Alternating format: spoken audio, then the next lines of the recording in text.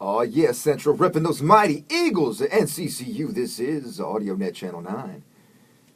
Guys, feel free to hit me up on that request line 919-530-7449 if you want to hear something before I'm about to get out of here. Got stuff to do today. I'm sure you do too. I'm going to talk about something kind of near and dear to my heart. It's going to kind of set us up for part of what we're going to talk about on Wednesday, Obamacare, and what it means to you. So the Affordable Care Act actually will come into effect, or go into effect rather, the 1st of October. So a lot of people's insurance is going to be changing around. And this next story actually relates to it quite well. NPR did a study in addition to, in conjunction with the Robert Wood Johnson Foundation and the Harvard School of Public Health. According to those three entities, 1 in 5 Americans still face hardships due to medical cost, and African Americans continue to be the hardest hit. The poll found that 24% of African American families in America said that they had problems paying for needed prescription drugs. The poll, in all credit and fairness, the poll was part of NPR's ongoing series, The View from Black America. Which I'm surprised Soledad O'Brien wasn't somewhere hiding in the shadows, waiting to get on and talk about black people on air.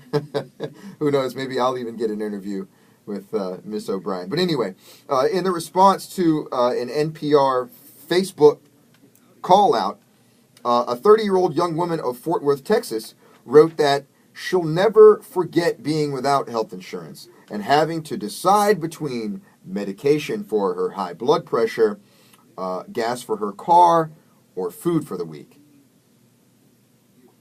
Just terrible. Or as Charles Barkley would say, Kenny, that healthcare is just terrible. It was just terrible. So a single mother of 2, in another related story, wrote on NPR's Facebook page about being sued for unpaid medical bills totaling nearly $5,000. She has no idea how she'll pay, and she too has high blood pressure, which actually is a very common worry among African Americans in not only NPR's poll, but in my personal poll. I know a bunch of a bunch of black people with high blood pressure, in my immediate family included. My dad has high blood pressure. Hey, Dad, if you're listening, take it easy, man. Tranquilo, por favor. Okay.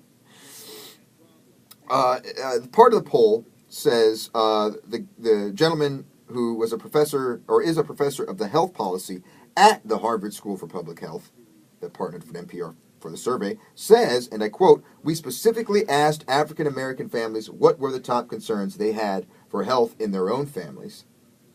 And we ended up with high blood pressure, stroke, and diabetes being at the top."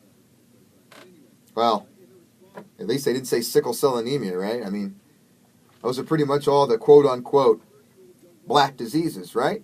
Right? No, it doesn't have anything to do with genetics, people.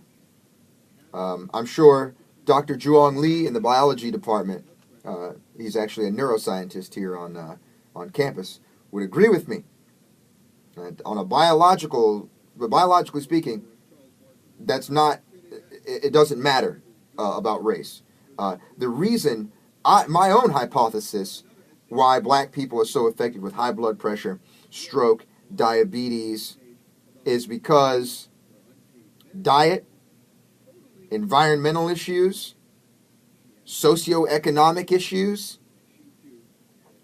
all that stuff rolled into one definitely affects how your diet affects how you. I mean, diet is so important because if you're not eating right, it can lead to diabetes, which can lead to stroke, and it all begins with high blood pressure. It all begins with high blood pressure. So the healthcare thing is definitely something we're going to have to talk about. And I want to make sure that everybody on campus or everybody listening to the show knows exactly what the Affordable Health Care Act is going to mean for them. For it or against it, I don't care. I don't care. We're going to talk about what it means for you. And if you want to call in and comment on it on Wednesday, cool. 919-530-7449. Drop me a line on Twitter. Drop me a line on Facebook. We'll rap about it. Got a little bit more music coming up for you guys in this next couple minutes, and then I'm gonna be getting out of here. I'm gonna bring it back with some Nelly, some Luda, and I'll be back with you guys to say goodbye. Hey man, this is your student and information station, AudioNet Channel 9. I'm out, baby. Stay with me for a couple more minutes. Let's do it big.